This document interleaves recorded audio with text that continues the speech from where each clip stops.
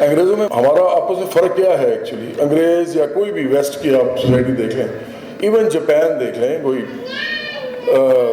China جو emerging power ہے اس کو دیکھ لیں، کوئی بھی ایسی سوسائٹی دیکھ لیں، ان میں ایک چیز بڑی امپورٹنٹ آپ کو نظر آئے گی کہ جو ریلیجن ہے نا، ریلیجن پرسنل میٹر ہوگا لوگوں کا، ریلیجن پولیٹیسائز نہیں ہوگا، پالیٹکس میں اس کو یوز نہیں کیا جائے گا. ریلیجن آ ہی نہیں سکتا اس ریم میں، آپ ایڈوانس اور پروگریسو ہو ہی نہیں سکتے، اس کے علاوہ آپ ہو ہی نہیں سکتے.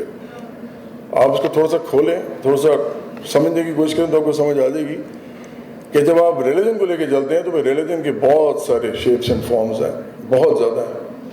ایون سنی اسلام جو ہے اس کے اندر بریلوی بھی ہیں، دیوبندی بھی ہیں، اہل حدیث بھی ہیں، آخانی بھی ہیں، آخانی تو نہیں ہے، وہابی بھی ہیں، اور بھی چھوٹے چھوٹے سب کاسٹ ہوں گی، اس کے اندر سب ڈویژنز ہوں گی. شیعہ اسلام کے اندر بہت ساری ڈویژنز ہیں، اسماعیلیز بھی ہیں اور جو آرتھوڈاکس شیعہ ہیں وہ بھی ہیں. پھر آپ آج کل کی پلورلسٹک سوسائٹیز کے اندر اگر آپ دیکھیں تو بڑی بڑی جو سوسائٹیز ہیں ان میں تو ہر ریلیجن کے بہت زیادہ لوگ ہوتے ہیں. پاکستان تھوڑا سا فرق اس لیے ہے کہ یہاں صرف 5% مائنورٹی ہے، لیکن اگر آپ امریکہ میں جائیں، آپ کینیڈا میں جائیں، آپ یورپ میں جائیں، کہیں بھی چلے جائیں تو آپ کو کرسچینٹی میجر ریلیجن زیادہ تر نظر آتا ہے، لیکن اس کے بعد آپ کو مسلمس، جوز، بدھسٹ، آپ کو ہندوز، سکھ سب نظر آتے ہیں. یہ میجر ریلیجنز ہیں 6، اس کے علاوہ بہت سارے ہیں. تو اس طرح کی سوسائٹیز میں تو سوال ہی پیدا نہیں ہوتا نا کہ آپ پولیٹیکل ریلیجن لے کے چل سکیں، پاسبل ہی نہیں ہے. تو جب بھی یہ کیا جائے گا نا تو ذہن میں رکھیں کہ جب بھی آپ کوئی بھی ریلیجن امپوز کریں ہوں گے سوسائٹی پہ، through politics, through media, through education system, تو آپ ایکچولی وہ ریلیجن نہیں کر رہے ہوں گے، آپ اپنی انٹرپریٹیشن آف دیٹ ریلیجن کر رہے ہوں گے. کیونکہ انٹرپریٹیشن بہت ساری ہیں جس طرح میں نے وہ بھی آپ کو بتایا. تو یہ تو پھر لڑائی کی بات ہے نا، تو ڈویژن کی طرف جا رہے ہیں آپ. جتنا ڈویژن کرتے جائیں گے کرتے جائیں. انسانوں کو ڈیوائڈ کرنا ہے نا، ڈیوائڈ کرنے کے لیے سب سے اچھا طریقہ یہ ہے کہ آپ ان کو ریلیجن پہ لڑا دیں. ریلیجن، کاسٹ، پھر فرقے، پھر نسل، پھر صوبہ، یہ سب چیزیں ڈویژن کی ہیں، یہ آپ کو ڈیوائڈ کرتی ہیں. یہ آئیڈینٹی تک تو ٹھیک ہے، لیکن جب یہ امپوز ہوتی ہیں پولیٹیکلی یا ایون سوشو کلچرلی، یہ کہہ کے کہ اس سے اچھی کوئی نہیں ہے، تو پھر تو لڑائی ہے نا، لڑائی تو شروع ہو جاتی ہے. تو اس سوسائٹی میں پرابلم یہ جو آپ کو نظر آتا ہے، میں پھر واپس آؤں گا.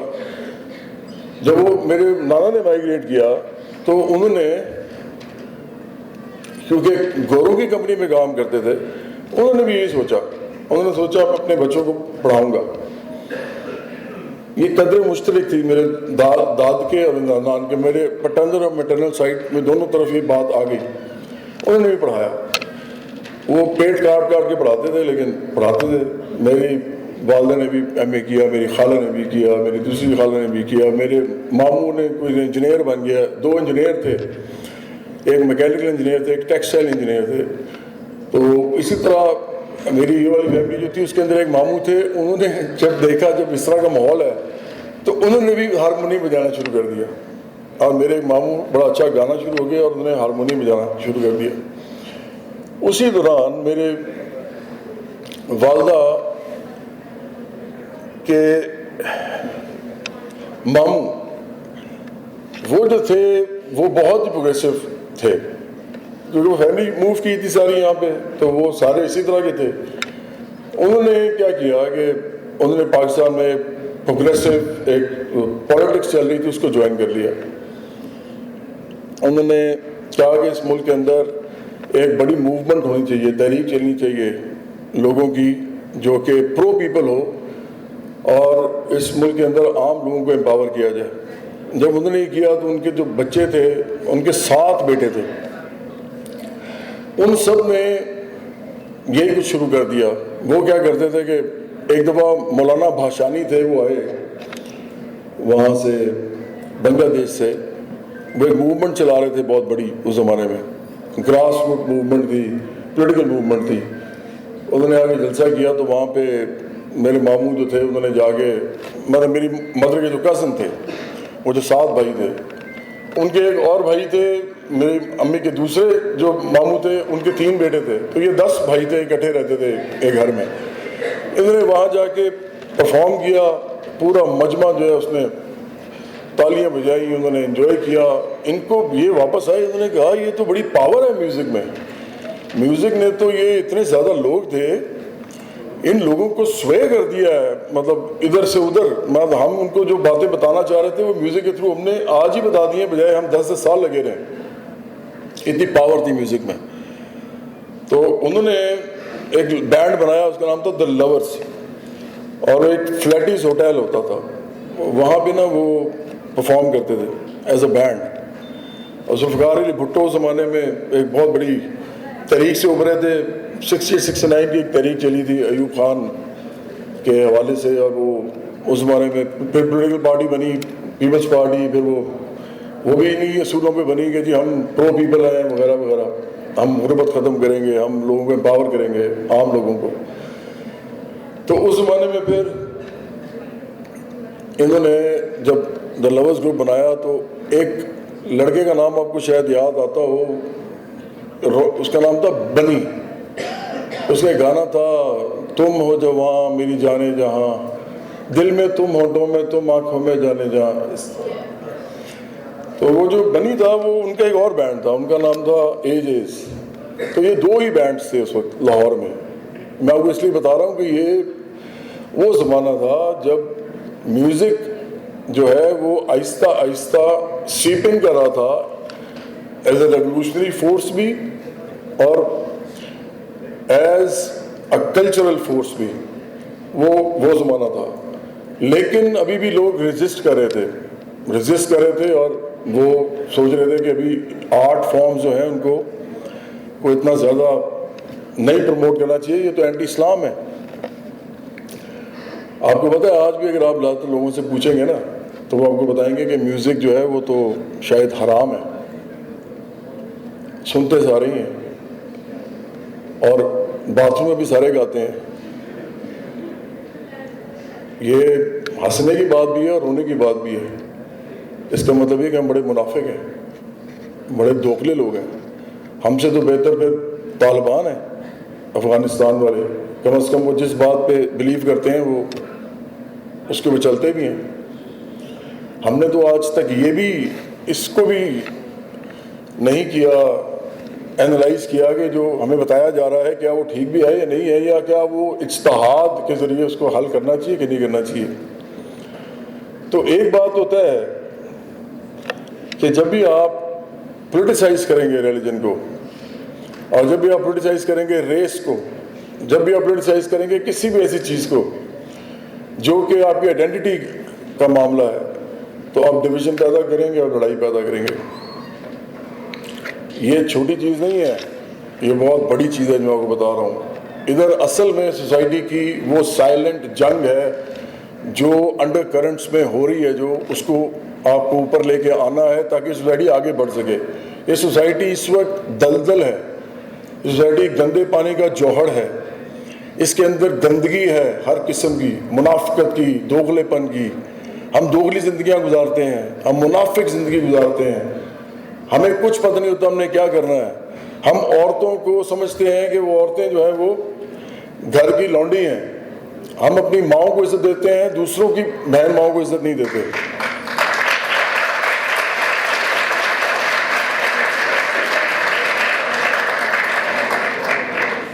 یہ آسان کام نہیں ہے سوسائٹی کو ریفارم کرنا, یہ بہت مشکل سوسائٹی ہے اور یہ بہت کٹھن کام ہے.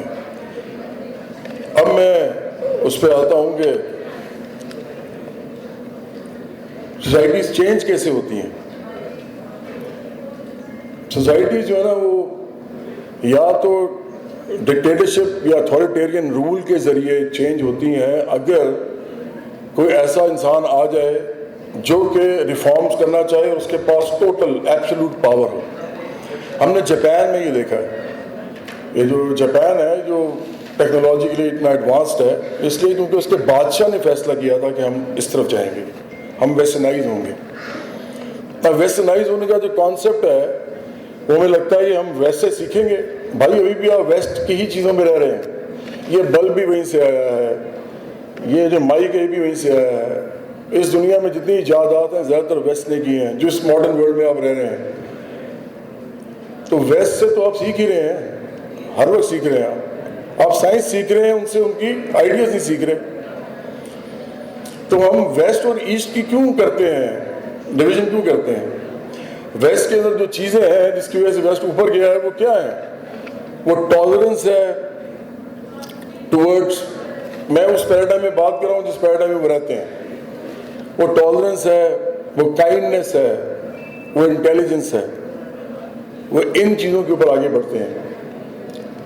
जब तक आपके अंदर ये वैल्यूज़ नहीं आती आप आगे बढ़ ही नहीं सकते। आप जो मर्जी कर लें, आप टामक टुइयाँ मार लें, आपके यहाँ पे आप इतना सा एक आइलैंड बना लेंगे पढ़े लिखे लोगों का जो ये कर सकेंगे, बाकी सब जो है वही वो माल होगा जो सिर्फ पाकिस्तान में जिसकी कोई वक़्त है। इधर से बाहर जाएंगे आपकी कीमत ही कोई नहीं लगाएगा, not even as a human being.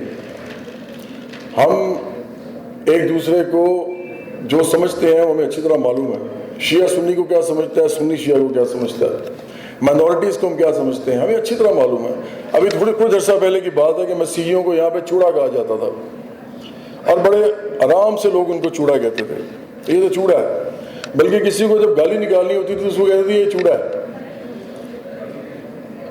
ये जो सोसाइटी है ना, ये आसान काम नहीं है इसको रिफॉर्म करना। और आपको एक बात बता दूं मैं, डेमोक्रेसी एक फंक्शन है, सिर्फ डेमोक्रेसी फंक्शन है उस सिस्टम का जिस सिस्टम को आपने इस पर लागू किया हुआ इस मुल्क पे। डेमोक्रेसी से ज़्यादा कुछ नहीं कर सकती कि वो कुछ लोगों को कहे कि इस पार्टी को या उस पार्टी को इलेक्ट कर लो, मेजॉरिटी इलेक्ट कर लिए उसको ले आए, लेके आगे क्या होता है फिर? होता तो वही है जो पहले से हो रहा है। तो डेमोक्रेसी तो कोई चीज़ नहीं होती, डेमोक्रेसी आखिर में आती है। पहले सोसाइटी खुद किसी असूलों पे प्रोग्रेस करती है, लोगों को एजुकेट किया जाता है। पॉलिटिकल पार्टीज़ का एक्चुअली जो काम होता है वो ये होता है, पॉलिटिकल पार्टीज़ आइडियाज़ पे बनती हैं। और जिन पॉलिटिकल पार्टीज़ में म्यूज़िक के ऊपर डिबेट हो पार्टी के अपने अंदर कि म्यूज़िक हराम है हलाल है, ऐसी पॉलिटिकल पार्टी पाकिस्तान को आगे नहीं लेके जा सकती कभी भी। अभी आपको बड़ी अजीब सी बात लगेगी लेकिन ये असल बात है। जिन पॉलिटिकल पार्टी में ये डिबेट हो कि माइनॉरिटी मेजॉरिटी जो होती है उसको उसका वाकई को रोल है, तो वो पॉलिटिकल पार्टी नहीं लेके जा सकती पाकिस्तान को आगे। अगर वो प्लूरलिस्टिक नहीं है तो वो नहीं लेके जा सकती। दुनिया में कोई मुआशरा, मैंने आपसे फिर कह रहा हूँ, आप मेरे साथ कोई खड़ा होकर मुझे कह दे कि मैं गलत कह रहा हूँ। यूरोप, अमेरिका, जापान, उसके बाद अब चाइना, उसके बाद रशिया, अगर आप देख लें थोड़ा सा, इंडिया को नहीं लेंगे आप इस सफ में, बिल्कुल नहीं लेंगे, क्योंकि इंडिया की जो आबादी है उसका जीडीपी कोई फ़र्क नहीं पड़ता उससे। जीडीपी उसका इतना मर्जी बड़ा आप बताएं, वो कुछ नहीं है इंडिया। उसकी आबादी इतनी ज़्यादा है, वो तो लोग जानवरों की तरह रहते हैं, इसलिए ये उनमें मैं नहीं लेता। जीडीपी बड़ा होने से बड़ा मुल्क नहीं हो जाता। वी हैव टू सी कि जीडीपी टू पॉपुलेशन रेशो क्या है। तो ये जो मुल्क हैं सारे, कनाडा है इवन इमर्ज कर रहा है, ऑस्ट्रेलिया है, न्यूजीलैंड है, बहुत से और ममालिक हैं जहाँ पर आपको यही चीज़ नज़र आएगी। क्या नज़र आएगी कि लोग जो हैं इन असूलों पे रह रहे हैं। ये जो असूल हैं, इन असूलों के बाद फिर आप प्रोग्रेस की तरफ जाते हैं और फिर आप डेमोक्रेसी एक्चुअली फंक्शन करती है। आप बकरियों के अंदर जाके शेर को इलेक्ट नहीं करवा सकते, बकरी बकरी को ही इलेक्ट करेगी। और अगर शेर उधर आ जाएगा ना तो, अच्छा मैं वो वाला शेर नहीं कह रहा जो बकरी खा जाता है, मैं कह रहा हूँ उसकी किसी के, वैसे तो कहने नहीं चाहिए इंसानों को ऐसे, लेकिन वो कहते हैं ना, हम किसी को कहते हैं कि जी ये शेर है और किसी को यार ये बकरी है, मैं उस तरह कह रहा हूँ।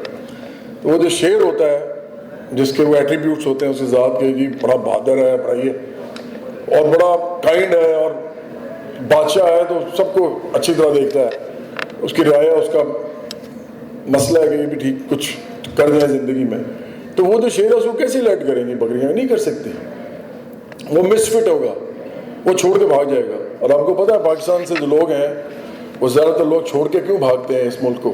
آپ میں سے بھی بہت سے چلے جائیں گے، نہیں رہیں گے یہاں پہ، کیونکہ ان کو لگتا ہے کہ یہ رہنے کی جگہ نہیں ہے، ان کو لگتا ہے کہ یہاں پہ نہیں رہا جا سکتا۔